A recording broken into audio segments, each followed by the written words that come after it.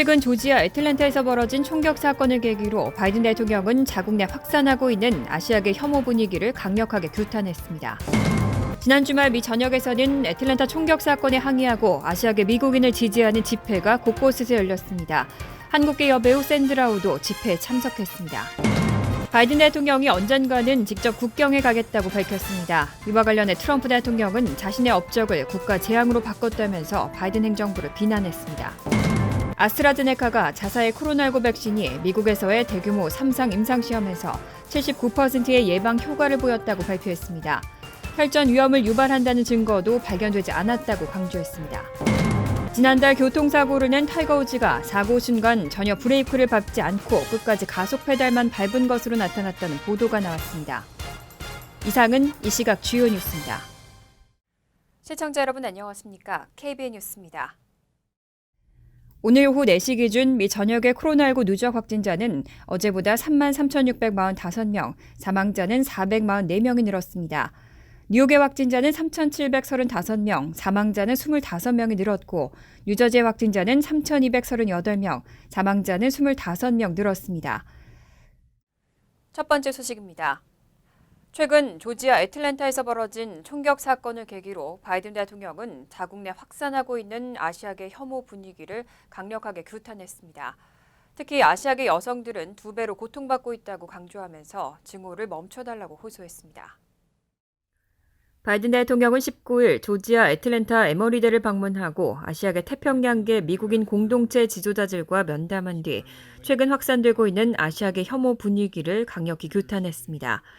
바이든 대통령은 나라 곳곳에 때로 폭력과 증오가 숨어 있다고 개탄하고 특히 지난 한 해 너무 많은 아시아계 미국인들이 길을 걸으며 걱정하고 매일 아침 자신과 사랑하는 사람들의 안전이 위험에 처했다고 느끼며 잠에서 깼다고 지적했습니다.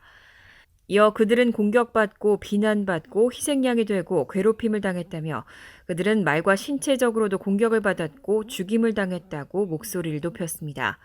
특히 바이든 대통령은 이번 총격 사건의 주 희생자였던 아시아계 여성들의 고통에 초점을 맞추고 그들은 아시아계 남성이 겪는 괴롭힘과 폭력의 2배를 겪는다고 강조했습니다.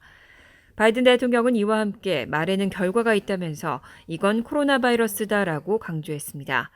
전임 트럼프 대통령이 즐겨 써온 중국 바이러스라는 표현을 겨냥한 발언으로 해석됩니다.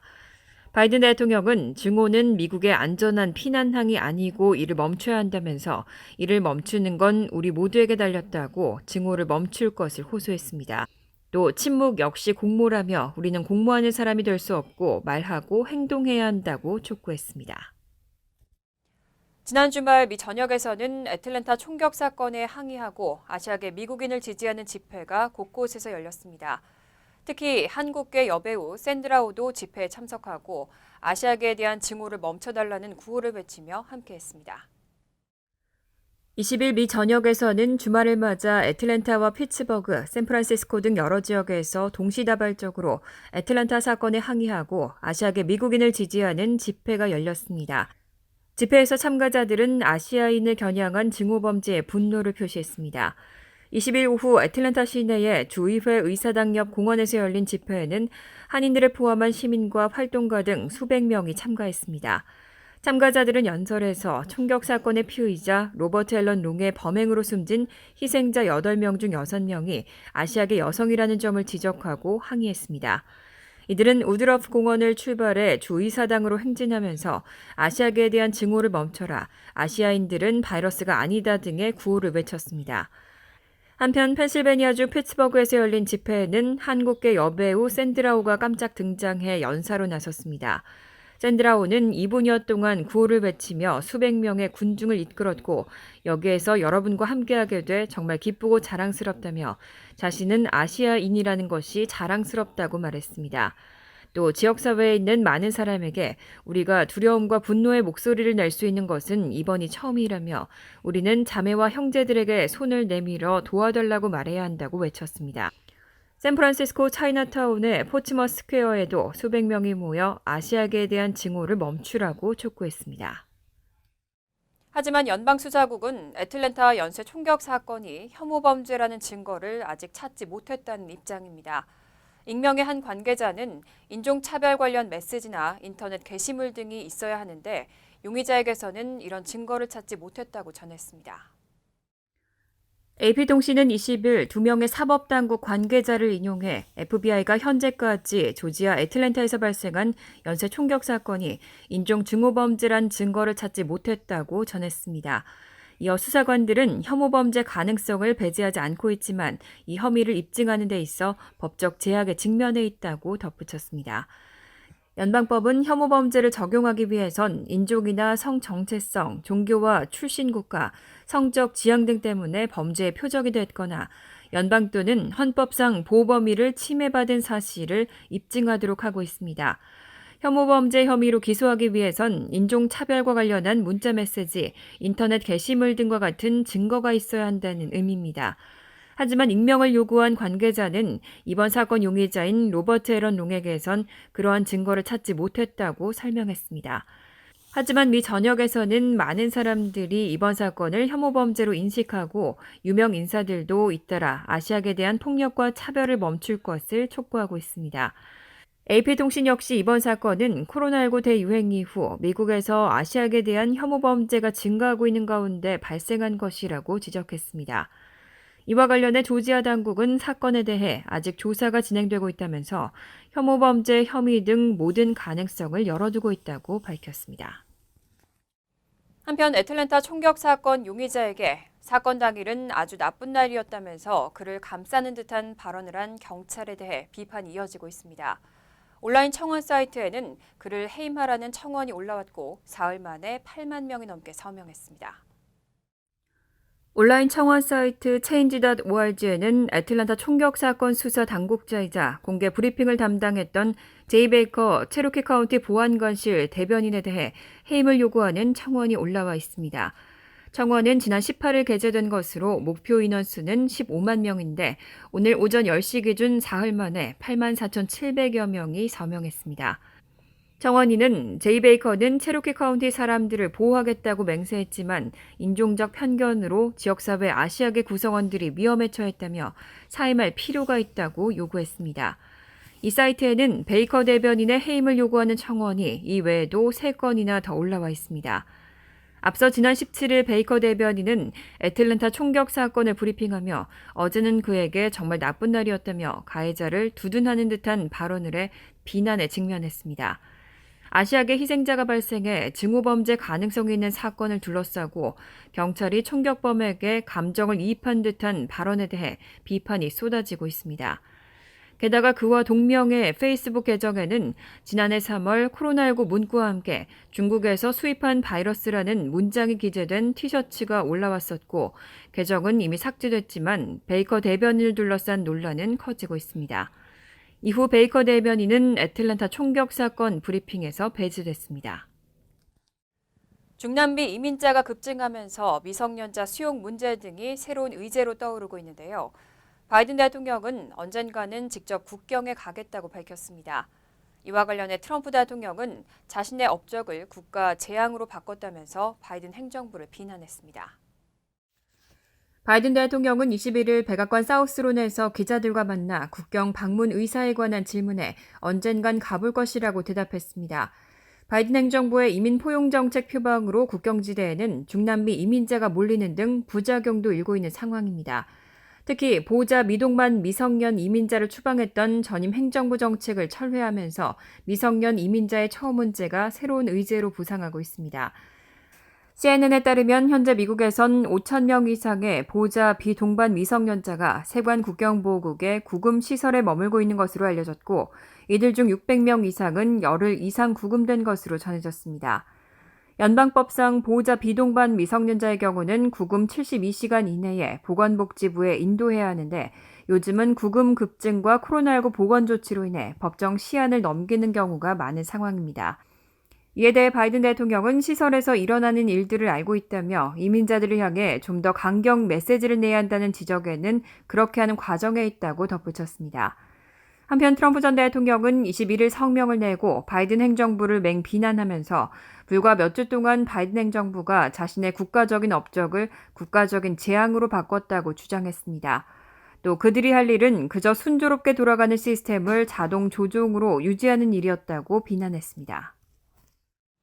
영국계 다국적 제약업체 아스트라제네카가 자사의 코로나19 백신이 미국에서의 대규모 3상 임상시험에서 79%의 예방 효과를 보였다고 발표했습니다. 또 최근 논란이 된 혈전 위험을 유발한다는 증거도 발견되지 않았다면서 안전성을 강조했습니다. 아스트라제네카는 22일 보도자료를 통해 자사의 코로나19 백신의 미국 3상 시험은 코로나19 중증 예방에는 79%의 통계적으로 상당한 효능을, 중증 입원 예방에는 100%의 효능을 보였다고 밝혔습니다. 미국에서 실시한 3상에는 모두 32,449명이 참가했고 백신 투약 그룹과 가짜약 투여군의 비율은 2대 1이었습니다.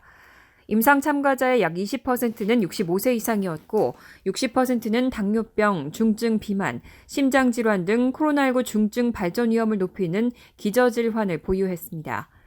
아스트라제네카는 백신의 효능은 인종과 연령에 걸쳐 일관적이었다면서 특히 65세 이상에 대한 효능이 80%였다고 설명했습니다. 이번 임상을 이끈 앤폴시 로체스터대 의대 교수는 기존의 임상 결과를 재확인하는 것이라면서도 아스트라제네카 백신이 절실하게 필요한 또 다른 추가적 예방접종 선택지라는 점을 증명한다고 강조했습니다. 아스트라제네카는 또 안전성도 재차 확인했습니다. 이들은 독립적인 의약품 안전 모니터링 위원회가 백신에 관해 아무 안전 우려도 식별하지 않았다며 독립적인 신경과 전문의 도움을 받아 혈전증 사건과 뇌정맥동 혈전증에 대한 구체적 검토를 수행했지만 한 차례 이상 백신을 투여받은 참가자 21,583명 중에서 혈전증 또는 혈전증을 특징으로 하는 사건의 위험 증가를 발견하지 못했다고 전했습니다. 코로나19 겨울철 대유행은 한풀 수그러들었습니다. 하지만 여전히 변이 코로나19 바이러스가 확산되고 있습니다. 앤서니 파우치 국립 알레르기 전염병 연구소 소장은 감염자의 최대 30%를 변이 바이러스 감염으로 추산했습니다. 파우치 소장은 19일 백악관 브리핑에서 작년 12월 말 콜로라도주에서 영국발 변이 바이러스가 처음 발견된 후 미국 50개 관할 구역으로 번졌고 이제 이 나라 감염자의 약 20%에서 30%를 차지하는 것 같다고 말했습니다. 이어 그 숫자는 점점 늘고 있다고 덧붙였습니다.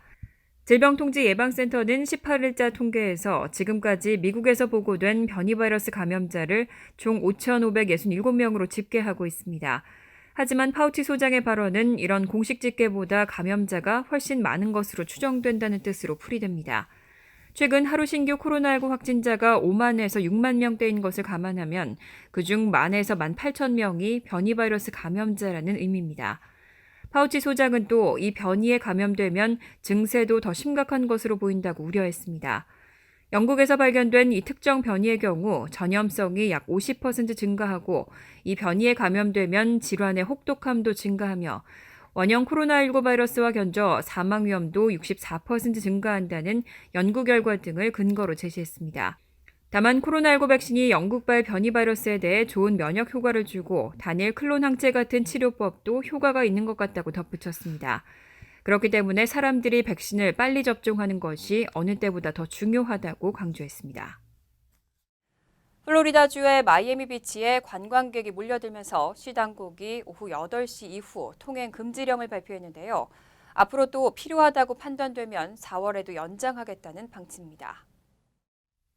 21일 마이애미 비치시 관계자들은 회의를 통해 폭증한 관광객을 통제하기 위해 선포한 오후 8시 이후 통행 금지령을 최소 일주일 연장하기로 했습니다. 또 필요하면 4월에도 통행 금지를 연장할 수 있도록 했습니다. 이번 조치는 최근 사우스비치의 엔터테인먼트 지구에 몰려든 휴양객이 방역 수칙을 지키지 않은 채 무질서한 모습을 보인 데 따른 조치입니다. 마이애미 비치 당국은 최근 봄방학을 맞아 날씨가 따뜻한 곳으로 쏟아진 휴양객 탓에 코로나19 위협이 커질 수 있다며 우려해왔습니다. 휴양객들은 길거리에서 클럽 분위기를 연출했고 관련 영상과 사진에서는 마스크를 착용하고 사회적 거리를 지키는 이들은 거의 보이지 않았습니다. 곳곳에서 젊은이들 간의 싸움이 벌어지면서 군중을 해산하는 데 경찰 특수기동대까지 동원됐고 경찰은 최루탄과 후추 스프레이도 사용했습니다. 경찰 관계자는 지난주 금요일 밤까지 파티가 통제 불능이었다면서 음식점 한 곳에서는 의자가 무기로 사용됐고 바닥은 깨진 유리 조각으로 덮였다고 말했습니다. 총격 사건도 일어나 젊은 여성 한 명이 다리를 다쳐 병원으로 옮겨졌습니다. 이에 마이애미 비치 당국은 20일부터 4일간 오후 8시부터 오전 6시까지 통행 금지를 내리고 음식점의 야외 테이블 운영도 금지했습니다. 지난달 교통사고를 낸 타이거 우즈가 사고 순간 전혀 브레이크를 밟지 않고 끝까지 가속 페달만 밟은 것으로 나타났다는 보도가 나왔습니다. LA 카운티 보안관실은 우즈가 몰던 제네시스 GV80 SUV 사고 차량의 데이터 기록 장치와 블랙박스 등을 토대로 정확한 사고 원인을 조사 중입니다. 헐리우드 연예 전문 매체인 TMZ는 어제 LA 카운티의 보안관실이 차량과 사고 현장, 블랙박스 데이터를 중심으로 많은 증거물을 살펴보는 가운데 우즈의 사고 조사에서 몇 가지 문제가 있는 증거를 찾아냈다며 우즈가 사고 당시 브레이크를 밟은 흔적이 전혀 없다고 전했습니다. 기사에서 언급한 데이터 기록 장치는 EDR을 말하는 것으로 보입니다. EDR은 사고 전후 4초간의 차량 상태를 담는 장치입니다. 매체는 조사에 관여 중인 소식통들을 인용해 우즈가 충돌 현장에 이르기 전까진 정상적으로 운전해왔지만 통제력을 잃은 시점에는 엑셀만 밟고 있었다고 증거는 가리키고 있다고 덧붙였습니다.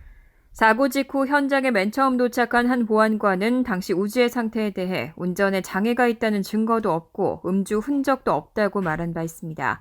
이로 인해 기본적인 음주 및 약물 조사도 하지 않는 등 초기 사고 조사에 허점을 드러냈습니다.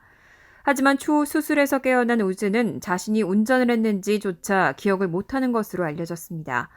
지난달 23일 오전 7시 12분께 캘리포니아주에서 제네시스의 SUV 차량 GV80을 타고 이동 중 교통사고로 다리가 복합 골절되는 큰 부상을 당한 타이거 우즈는 수술 후 현재 자택에서 회복 중입니다.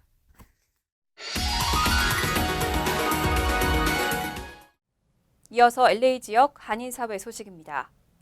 최근 아시안을 대상으로 한 혐오 범죄가 급증하고 있는데요. 이에 따라 미국 내 아시안들의 총기 구매도 잇따라 늘고 있습니다. 캘리포니아주에 위치한 한 총기 판매점 업주는 지난 1년 동안 매장을 처음 방문하는 아시아계 미국인들이 지난해보다 20% 가까이 급증했다고 밝혔습니다. 또 뉴욕주의 한 총기 상점 업주는 코로나19 대유행 이후 가게의 총기 판매량이 2배로 증가했다며 이 가운데 절반 이상이 아시아계 손님이라고 전했습니다. 상점 업주들은 과거 아시안들 사이에서는 총기 소지 문화가 없었는데 팬데믹과 함께 혐오 범죄가 늘면서 자기 보호를 위해 총기를 구매하고 있는 것으로 보인다고 설명했습니다. 한편 캘리포니아 주립대학 증오와 극단주의 연구센터 통계에 따르면 지난해 아시아계 미국인을 대상으로 한 혐오 범죄는 150% 증가한 것으로 나타났습니다. 연방질병통제예방센터 CDC가 학교 내 사회적 거리두기 지침을 개정했습니다. 거리두기 기준이 기존 6피트에서 3피트로 줄었습니다.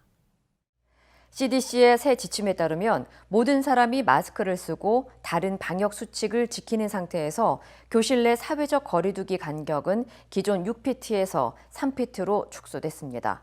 또 책상 사이 가림막 설치는 새 지침에서 삭제됐고 통학버스에서는 좌석 한 줄당 학생 한 명만 앉히고 한 줄씩 건너뛰어 앉도록 하면서 창문을 열어둬야 합니다.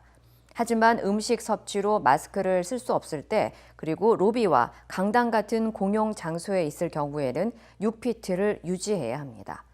로셀 월란스키 CDC 국장은 이 같은 지침은 과학적 근거와 연구를 바탕으로 조치를 내렸으며 학교가 안전하게 다시 문을 열고 개방된 상태를 유지하도록 돕는 로드맵이라고 설명했습니다. 간추린 소식입니다. 로스앤젤레스 총영사관은 애리조나주에 거주하는 재외국민은 앞으로 영문 번역 공증문서 없이도 한국 운전 면허증만 제시하면 미국 면허증으로 교환할 수 있게 양해각서를 개정했다고 밝혔습니다.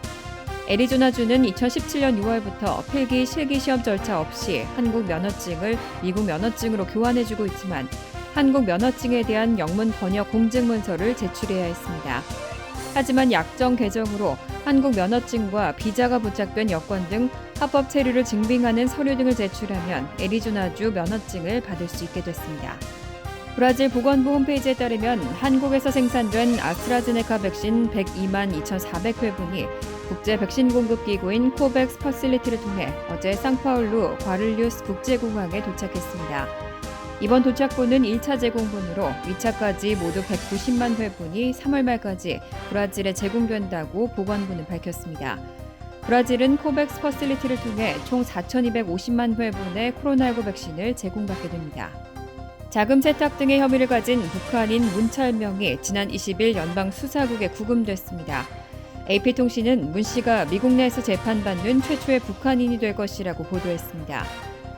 말레이시아 당국은 지난 2019년 5월 문 씨를 자금 세탁 등에 관여한 혐의로 체포해 미국에 신병을 넘겼고 북한은 이에 반발해 말레이시아와의 외교 단계의 단절을 선언한 데 이어 이날 북한 외교관과 가족 등 33명이 쿠알라룸푸르 공항을 통해 중국 상하이로 출국했습니다.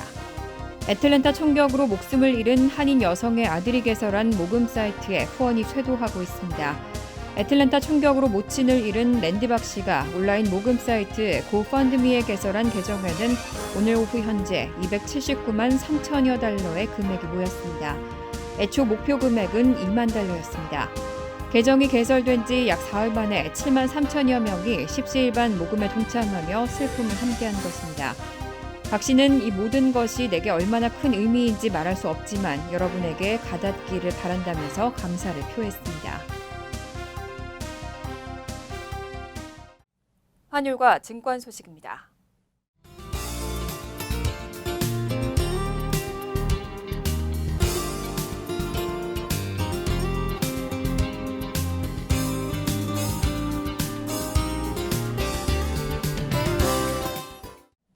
이어서 날씨입니다.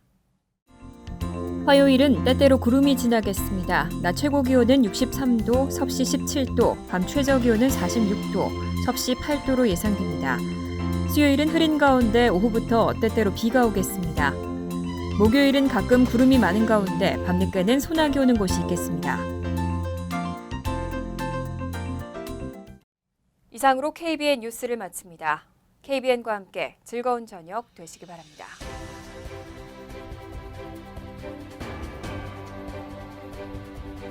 우리 동부 최대 한인방송 KBN이 제작하는 KBN 뉴스는 웹사이트 mykbn.com 그리고 유튜브와 페이스북에서 다시 보실 수 있습니다. 좋아요, 구독, 알림 설정은 뉴스 제작에 큰 도움이 됩니다.